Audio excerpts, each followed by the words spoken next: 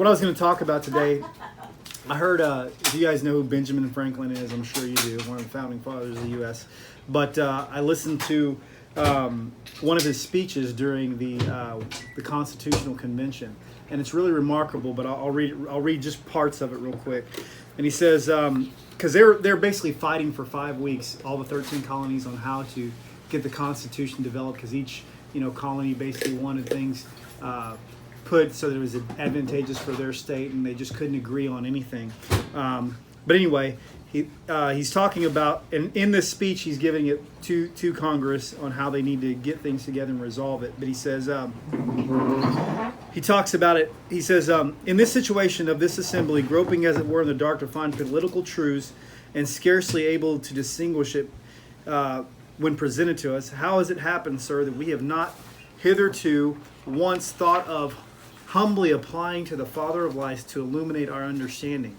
In the beginning of the contest with Great Britain, trying to get their freedom from Great Britain, when we were sensible of danger, we had daily prayer in this room for the divine protection. Our prayers, sir, were heard, and they were graciously answered.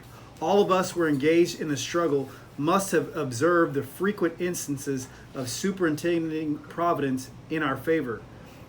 To that kind providence we owe this happy opportunity to consult in peace on the means of establishing our future national felicity. And have we now forgotten the powerful friend, or do we imagine that we no longer need his assistance?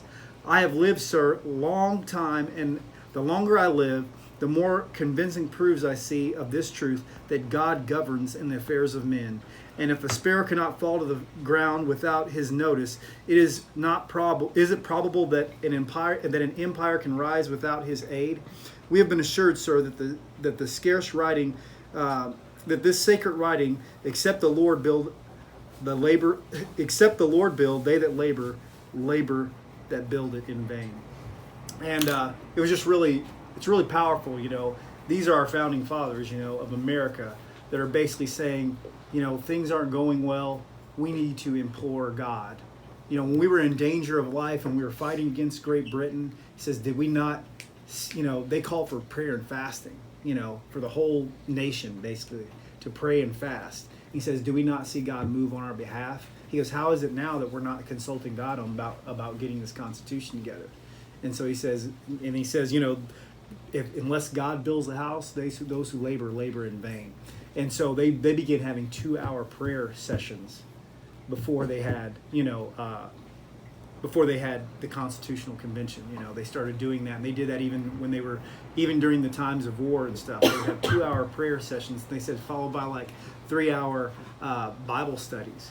And see, the thing that they don't tell us anymore in history is how faithful and faith-filled our country was. If you're talking about making America great again, it starts with the Word of God, right?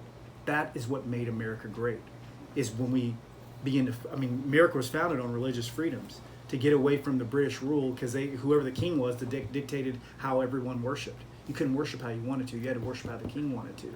And that was one of the main reasons, or the main reason, why America was founded. But we've gotten so far from that. But one thing I want to share too is, even now when we see all this unrest going on in our nation, it is a time to pray. It is a time to seek the face of God.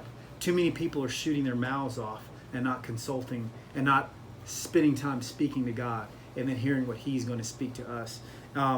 Because we often think that the battle happens on the field. Well, I'm going to tell you it doesn't. And I want to share this with you real quick, and I'll wrap it up.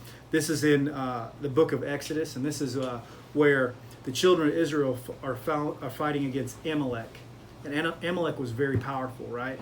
And I'm just going to read this real quick. It says, so Moses said to Joshua, choose for us men to go out and fight with Amalek. Tomorrow I will stand on the top of the hill with the staff of God in my hand. So Joshua did as Moses told him, and they fought against Amalek.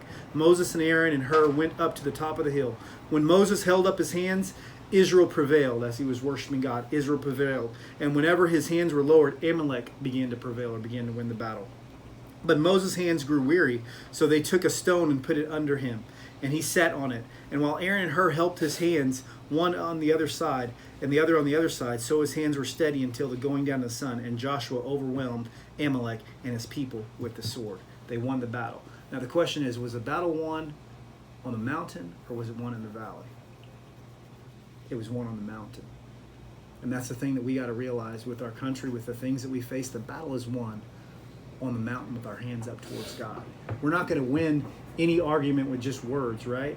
We're not going to win any fight that we choose to fight without consulting the Father of lights, as our forefathers did. You know, unless the Lord builds a house, those who labor in vain. And then I want to read out of Psalms 33. It says, "Blessed is the nation whose God is the Lord, the people who has chosen him as his heritage." Blessed is the nation whose God is the Lord. We need to get back to the God of America, you know. And anyway, that's all I got. So